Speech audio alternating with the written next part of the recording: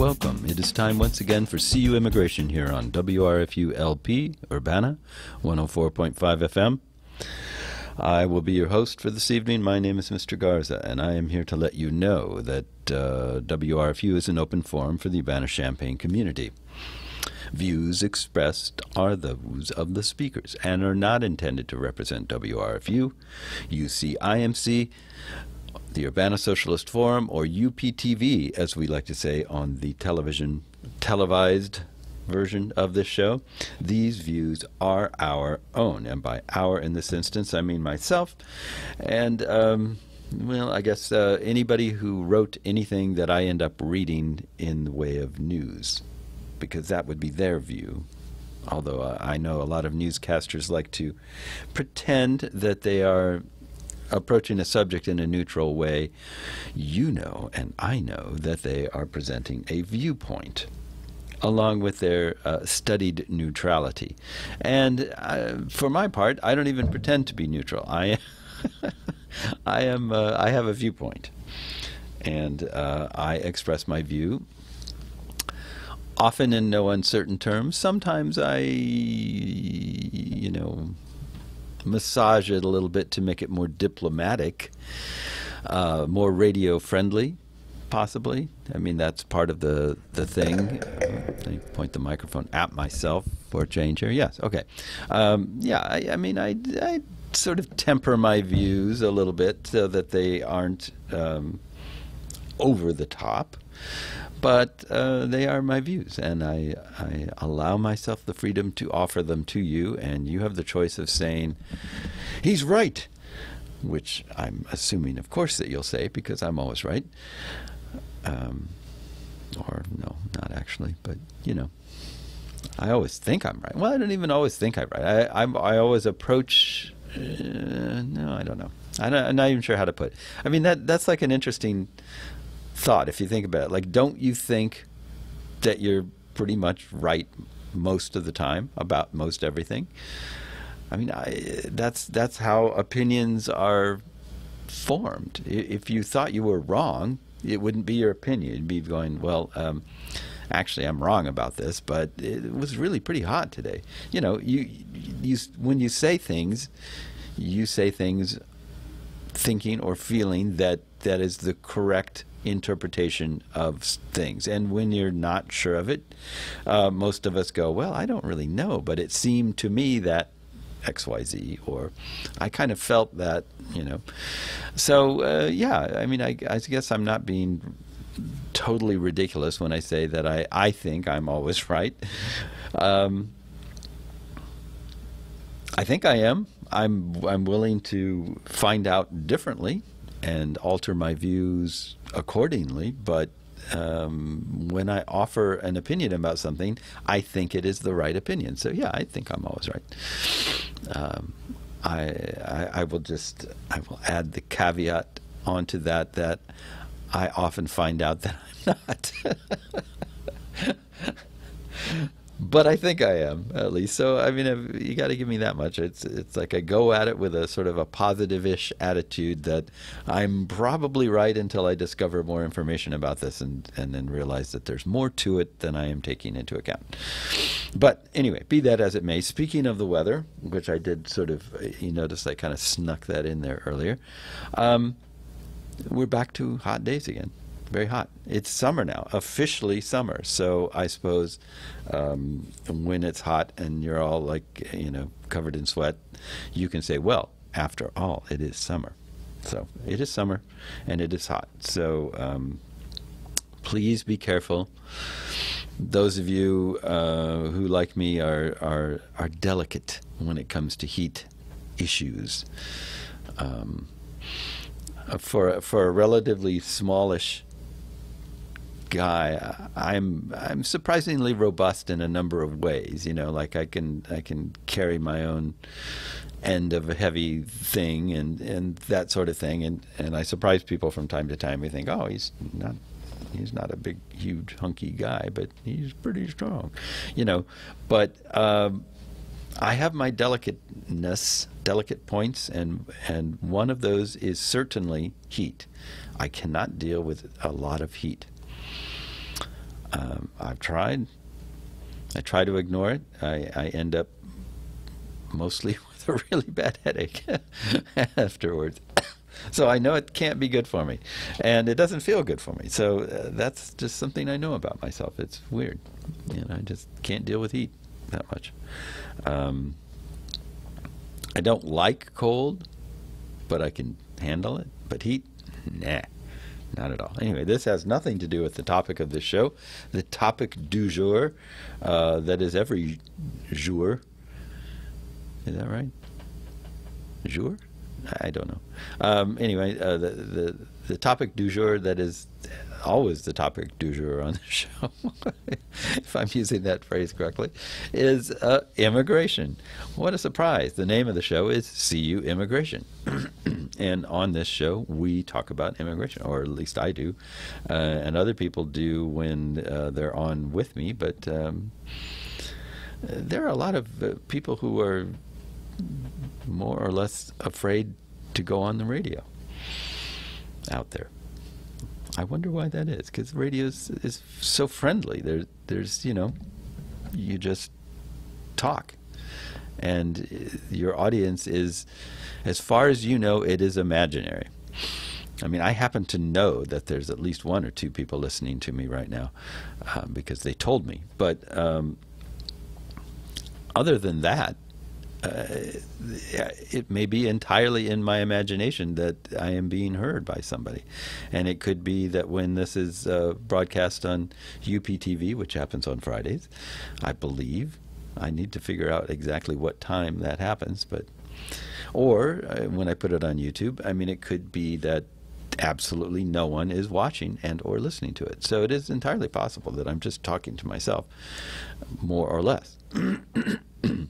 So for all you nervous types who kind of on one hand would sort of like to be interviewed because you have something to say, and you're sitting out there listening to me and you're going, I wish he'd get to the point. He should be saying this.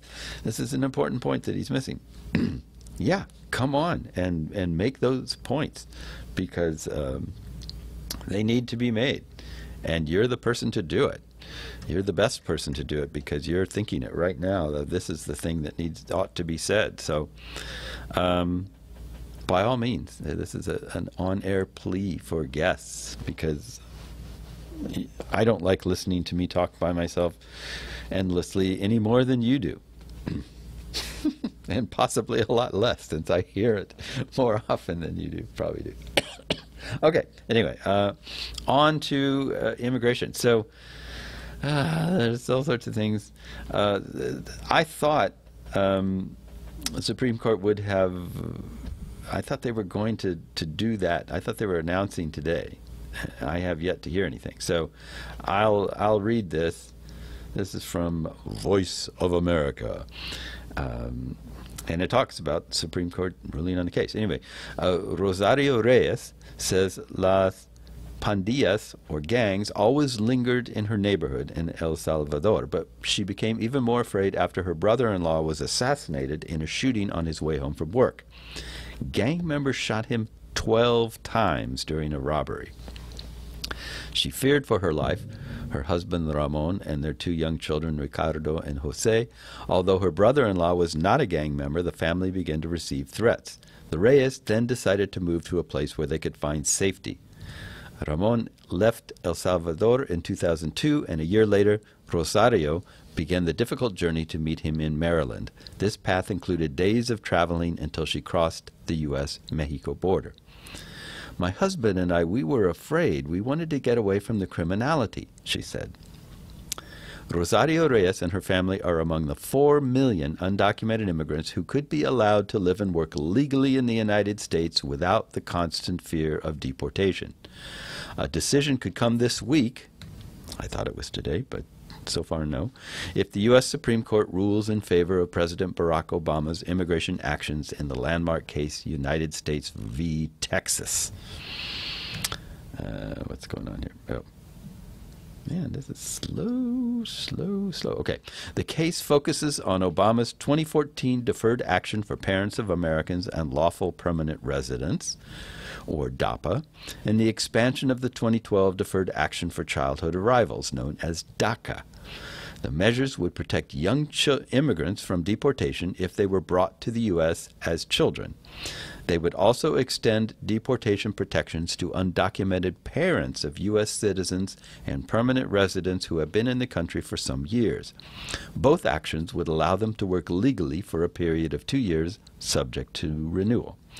A lawsuit brought by 26 states, led by Texas, as well as congressional Republicans, challenged the executive orders and argued that Obama did not have the power to effectively change immigration laws. A federal judge in Texas agreed to hear the challenge brought by those states, and these executive orders have been on hold since 2015. In April, the Supreme Court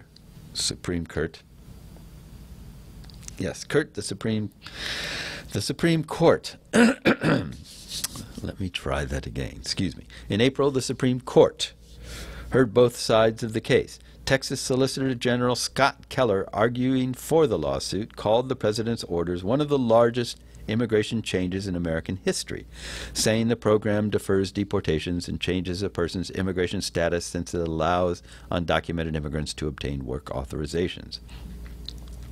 U.S. Solicitor General Donald Verrilli, Jr., argued the government's case. He said the phrase lawful presence, that means being in the United States legally, could be removed from the language in the executive orders without changing their impact.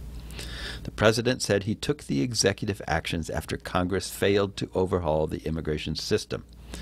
According to the Federal Registry, Obama has issued 244 executive orders between 2009 and 2016. George Bush issued 292 executive actions during his 2 terms as president.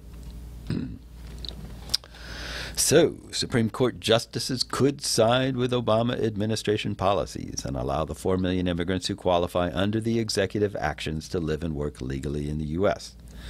The High Court could also agree with the lower court's ruling, which froze the immigration actions, and these executive orders would likely remain stalled. The third possibility is a tie. With the death in February of Supreme Court Justice Antonin Scalia, only 8 members are on the bench. The lower court's ruling would stand if the outcome ends in a tie. Rosario Reyes' third child, Victor, was born in 2008 in Maryland. He is the only family member who is a U.S. citizen. Because of Victor, both parents qualify for DAPA. Even a favorable ruling by the Supreme Court, the 38-year-old mother's plight would still not be over. She had to leave her other sons, Jose and Ricardo, with her mother when she left El Salvador for the U.S. Years later, Ricardo, the eldest son, embarked on the same journey to see his parents again. Jose, the middle child, stayed behind in El Salvador, and her mother said she has not seen him since he was a year old. He is now 14. In a phone interview, through tears, Rosario said being away from her son is one of the hardest struggles she has had to endure. Mother and son keep in touch through Facebook and its messaging application, WhatsApp. Rosario Reyes also uses social media to check Jose's homework and talks about hopes and dreams for the future.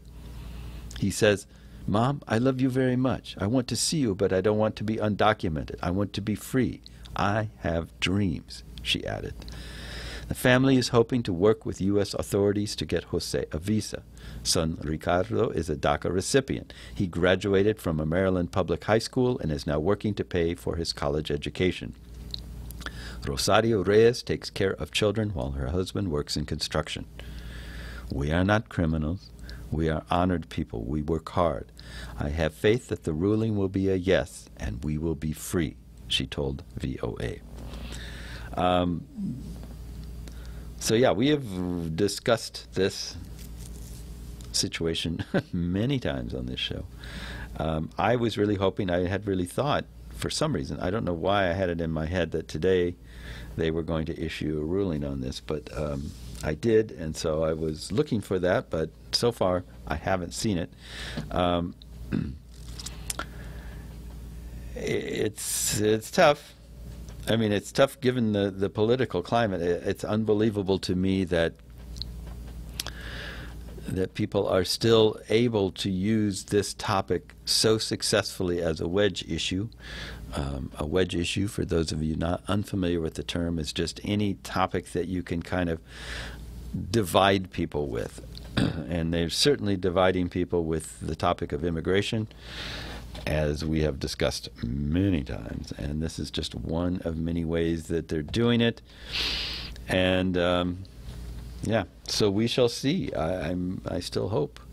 I still have high hopes that somehow, some way, the court will go, oh yeah, okay, that's cool.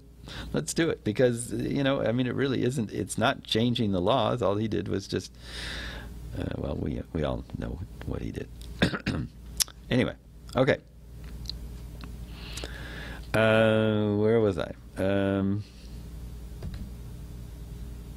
Yeah, so that is just what that is. And that's my update on that subject right there. So yeah, we have hopes. We have high hopes. But definitely, oh man, I should have plugged this in. Definitely, it has, what am I trying to say? You know, sometimes my brain just stalls, and I'm thinking like in two directions and trying to read at the same time to figure out what I'm going to do next, and I just end up, there's like a train crash and everything just stops in my head and it just goes, nope, figure it out, sort it out, and then you can start again.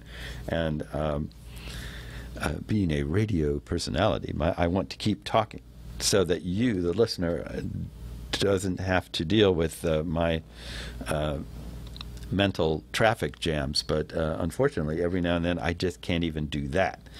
So I apologize to you. Anyway, what I was going to say, or what I started to say, was to talk about how you know, certain politicians, a certain political party is and has been using immigration as a wedge issue for a while now.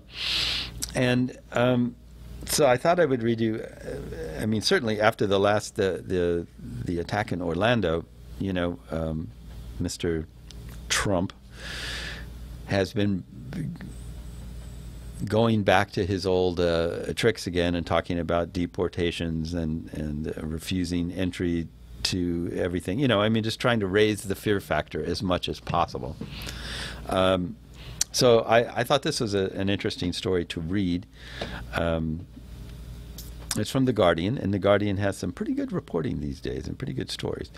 And this is entitled, "I Was a Refugee Boy from Baghdad. Ignore the Immigration Fear Card." So I like that because it's a personal story here. It begins as thusly.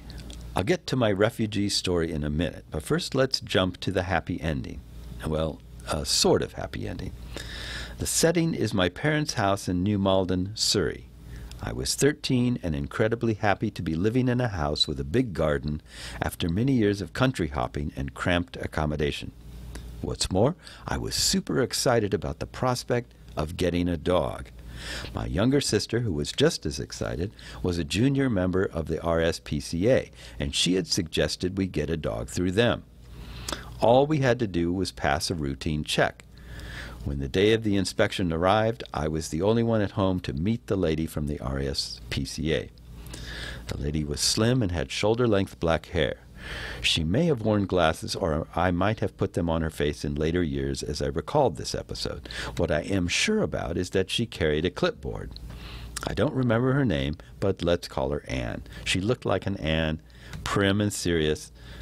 Apologies to all the Annes reading this for the crude generalization.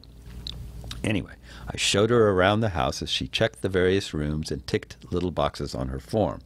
As Anne explained about the various dogs they had and which breeds she would recommend, I nodded and smiled and answered her questions politely. Everything was going swimmingly. I believed she had ticked all the boxes on her form by the time we had walked across the patio and reached the annex that led to the back of our garage, a room disconnected from the rest of the house containing the boiler. I should have kept my mouth shut as the tour came to an end and I escorted Anne to the front door to bid her goodbye, but instead I asked whether we could keep the dog in the boiler room. To my mind, this was a perfectly reasonable proposition. My knowledge about keeping dogs came primarily from Disney cartoons that I had watched in Baghdad, Cairo, and Algiers. Didn't Americans, who were sort of cousins of the English, keep dogs in smallish, brown, hut-like kennels in their gardens? Didn't Mickey Mouse keep Pluto in such a place? To my 13-year-old mind, the boiler room, being spacious and very warm, seemed so much better than a kennel in the garden, but the horrified look on Anne's face told me I had put my foot in it. A dog needs love. A dog must be treated like a member of the family. He has to live with you. How could you think that keeping it locked up in the boiler room is any way to treat a dog? Well, we don't have to lock the room. We could leave the door open. Once again, this seemed like sound reasoning, judging by cartoon kennels whose dogs were non-existent, but it only made Anne more furious. I tried to backpedal, saying, look, it'll be fine for the dog to live inside the house with us. And here I really should have deployed a full stop and ended the sentence. But the thing is, my mom is worried about it leaving hair all over the new furniture. That was it for Anne. She scribbled furiously in her sheet, so furiously I thought the pen was going to pierce the plastic clipboard like a knife.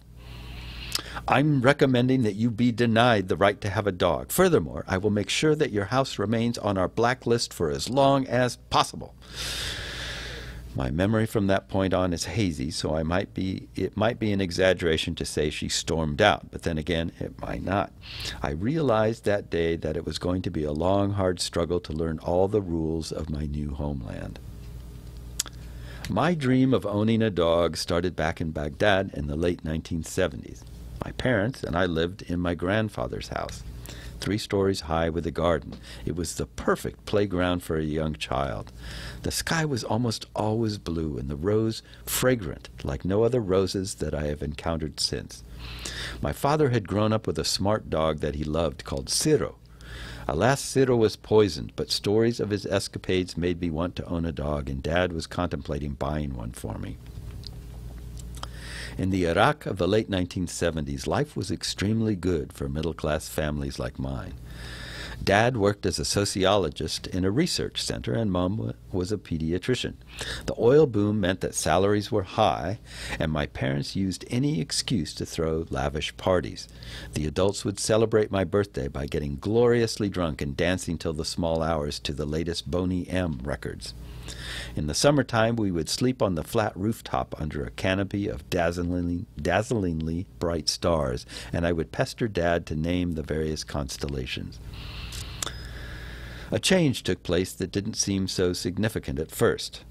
The old president stepped down, and a man I had never heard of called Saddam Hussein took his place. At school, they made us sing songs dedicated to him. At home, my parents were cautious about speaking of him, though at the time I was not aware of it. Later, I learned that people were arrested and disappeared because children had let slip their parents' low opinion of the new president at school. Soon after he assumed power, Saddam began to crack down on members of the Iraqi Communist Party, who were the main opposition to his Ba'ath Party. I didn't know this at the time, but my family were associated with the ICP. Family members who were active in the party began to flee. When I would ask why this uncle was heading to Moscow or that auntie was heading to Prague, I would only get vague answers. Then one day men with serious mustaches came knocking on our door.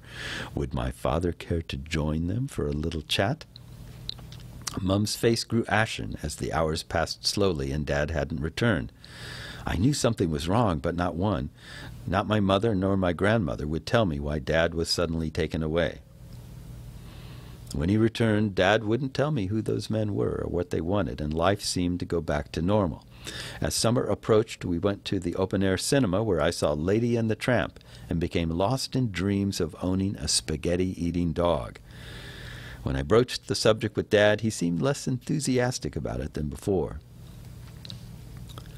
First grade was over, and I was looking forward to what I thought would be another lazy, hot Baghdad summer, where I would run around the house in my underwear, wielding the wooden sword that our local carpenter had made for me, and scratch the inside of our horizontal freezer to scoop handfuls of ice with which to cool myself. And who knew? Maybe this would be the year when we would finally get a dog. Then, out of the blue, my parents announced we were going abroad. Wait a minute, I wondered, why is Dad selling his beloved red Mercedes? Does it cost that much to go on holiday? We took a cab to the airport, and all the adults, Mom, Dad, and Grandma, were visibly tense. I thought going on holiday was supposed to be fun. Their tension increased with every step as we entered the airport, as we had our passports checked, as we got on the airplane. Finally, when we took off, I heard them breathe a collective sigh of relief. My father kept pestering the stewardess for more and more whiskey. It was only when we arrived in Cairo and settled in my uncle's flat that I began to understand what had happened. The men with the serious mustaches who came to our house were Ba'ath Party members. They wanted my dad to join their party or else. Dad knew that those who did not comply with their demands could end up at the dreaded Palace of the End, where they would be summarily executed. This was the fate of many communists, and though Dad was not a member of the ICP, our family's affiliation with the party was enough to arouse suspicions. Dad had read enough about the rise of the Nazis to realize that a similar thing was happening in Iraq under Saddam. If he had capitulated and joined the Baathists, he would soon have to write reports on his friends and colleagues. The tension at the airport was due to my family not being sure whether we would be on the list of those barred from leaving. At first, I wasn't aware that we had become refugees. Our stay with my uncle felt like an extended holiday, but Dad could not be a burden on his brother for long, and there were no jobs to be had in Egypt. He was offering a university teaching position in Algeria, and so once again, we packed our bags and moved countries. I remember the gloom that engulfed my family on our first night in Algiers. None of us could sleep properly, each lost in thoughts of what we had left behind. The house, the car, the family outings, the parties, the garden, the fragrant roses, the canopy of stars. Maybe Saddam would die of a heart attack, I thought, and we could go back. How wrong I was. The Algerian kids in the neighborhood were alien to me as they spoke a mixture of French, Berber, and twisted Arabic. I communicated with them in classical Arabic, which is the language taught at school that no one actually speaks. The scene was absurd, like coming across a group of children in Britain who can only play with each other by conversing in Shakespearean English. Later, we moved to our own flat in a building that possessed all the charm of a Soviet bloc. The roads outside were never finished because every time the council tried to lay down gravel for tarring the road, the kids would steal the stones for fun. So wading in mud on the way to school became the norm. Worst of all, there was a scarcity of books in the country. In Baghdad, I had grown up with an abundance. Illustrated Western classics, colorful comics, and the works of Naguib Fahuz. At night, I would dream of going back to our house in Baghdad and raiding the bookshelves for things to read, only to wake up realizing I was still in Algiers. It was my Cairo uncle who finally decided that for the sake of my education and that of my sister, it would be best if we moved to Britain, where he had studied in the 1950s. He bought the house in New Malden, and I was filled with joy to have a garden again. True, I did not speak English, but I quickly noticed that the bookshops in Britain were filled to the brim, and, if only I could crack the language, all that knowledge would be mine. My diary entries slowly began to change from Arabic to English. As I adjusted to my new life, I realized that my idyllic Baghdad existence was never coming back. We had fallen out of Eden, and it would be best to get used to life on Earth.